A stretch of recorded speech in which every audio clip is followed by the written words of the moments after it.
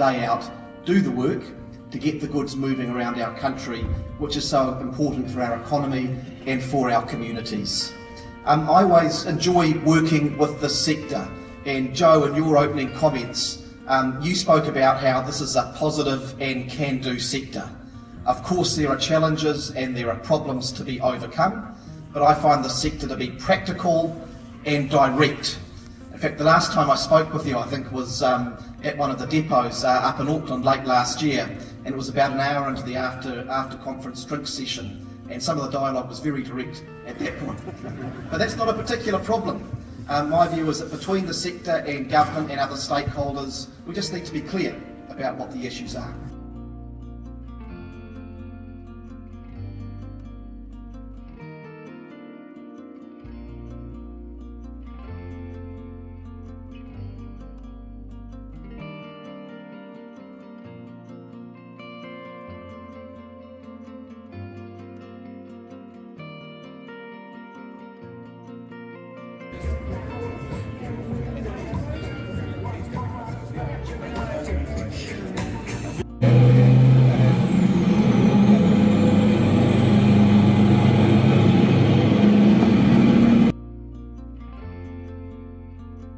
Chains operating and making sure that we have had food on our shelves, the pharmaceutical goods in our pharmacies, and making sure that those people, particularly in Auckland where I'm from, have been able to stay connected despite having one of the longest lockdowns in the entire world.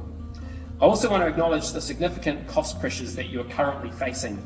National supports the government's temporary reduction in road user charges, which have now been extended twice through to the end of January 2023. These will have some positive impact in helping you to manage the cost pressures you are facing in your industry. However, it doesn't fix all of the underlying issues. The government needs to tackle the 1,000 additional staff at NZTA and the growing backroom bureaucracy, which is costing tens of millions of dollars each and every year. The trucking industry is sometimes criticised for many things, whether it's people who think there are too many trucks on the road, the people who say they want everything to simply go on the trains. However, the reality is 93% of freight in New Zealand is moved by trucks on the roads, and that statistic is not going to change anytime soon, regardless of how much money the government decides to spend on railways. New Zealand is a sparsely populated country. It is long and narrow, and our roads are the lifeblood of our New Zealand economy. Primarily it is trucks which move our freight and logistics around New Zealand. National understands how important our roads and our trucking industry is to our economic productivity, and we will be 100% focused on supporting the industry and helping it to grapple with the challenges ahead. And we know that these are big challenges facing your industry, and we want to focus on the solutions which will make a real difference for the trucking industry and also for New Zealand. And National knows we won't solve these problems by spending tens of millions on cancelled cycle bridges, talking around in circles and spending millions on a $29 billion light rail down Dominion Road which may never get built. We will solve these problems by building infrastructure which makes a real difference, like Transmission Gully, the Waikato Expressway, roads which National was proud to have built and got delivered and which are now making a real difference to our economy. If I'm privileged to be the next Minister of Transport, I want to get New Zealand back to building infrastructure, delivering outcomes for our transport industry, and I know that is also the vision of our new leader, Christopher Luxon.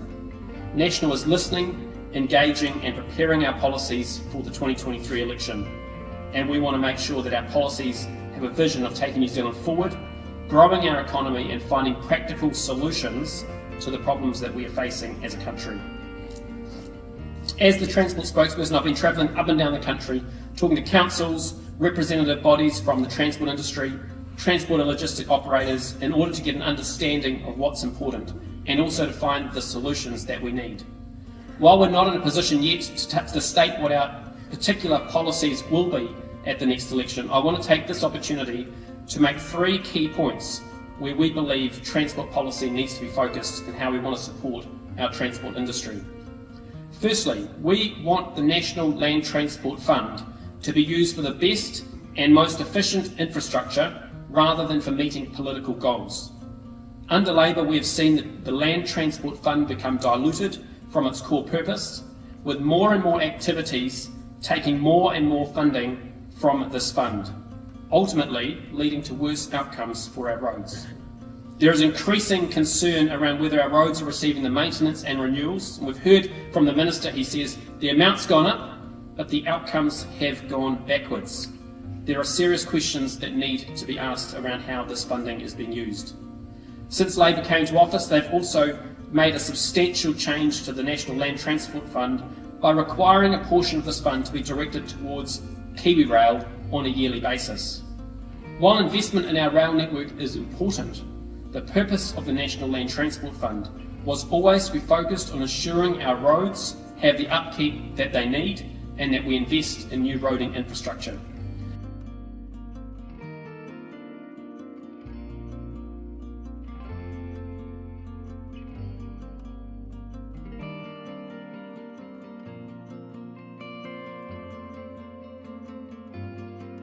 Thank you for that, New Zealand Trucking Association and also the NRC. It's a first, as I understand it. It's a great initiative, I've already said, and my sense is pretty good numbers, actually really good numbers, to be here in Christchurch at this great facility, and may be the start of things that continue. You may have thought with me, you'd seen the last of me when I retired from politics, but no, I'm back for you as chair of, as you see up there, an advisory committee, really to the main board, and the chief executive of the National Road Carriers. And can I just acknowledge, actually, while I'm up here, other members of that advisory committee. Pamela Bonney, you'll be known to quite a few of you, I'm sure. Joe Wills, a consultant with a lot of expertise based in Wellington, who's also here today. And